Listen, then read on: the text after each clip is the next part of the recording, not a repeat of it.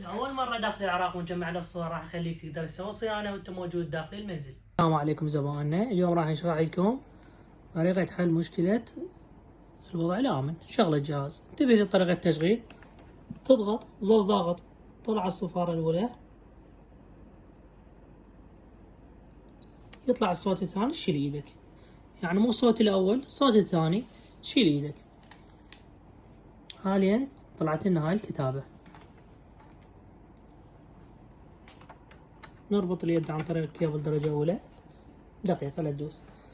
بالنسبة للكتابة مرة تطلع لك بالياباني أو بالإنجليزي أو بالعربي، حسب. إذا بالياباني معناه الجهاز الريجن مالته ياباني، بالإنجليزي معناه ريجن أوروبي، وبالعربي معناه ريجن آسيوي.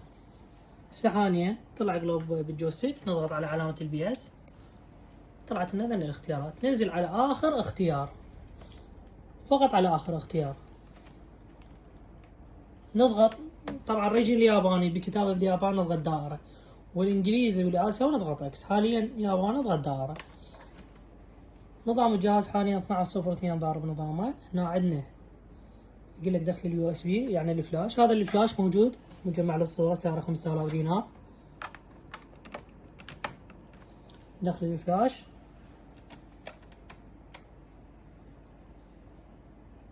حاليا ننتظر 15 ثانية، بعدها نضغط على اوكي، نضغط دائرة.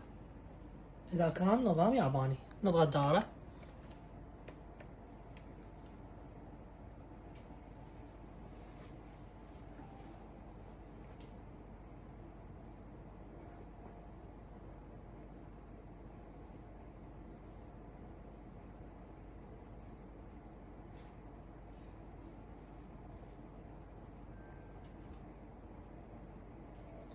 طلع هذا الاختيار، دقيقة.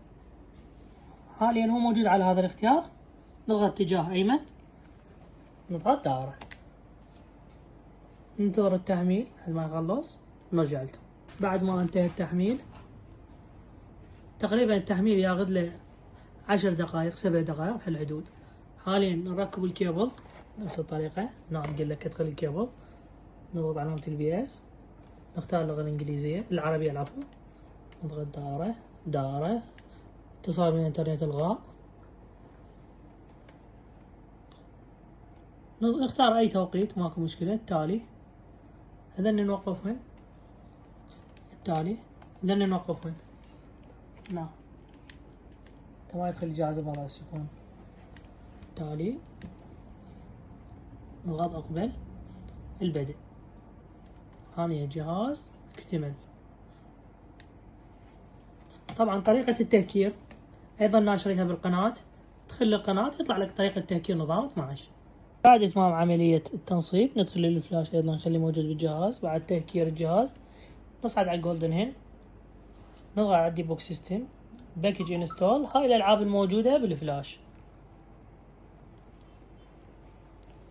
22 لعبة مجانيات داخل الفلاش، تقدر تنصبها وتنزل على سطح المكتب.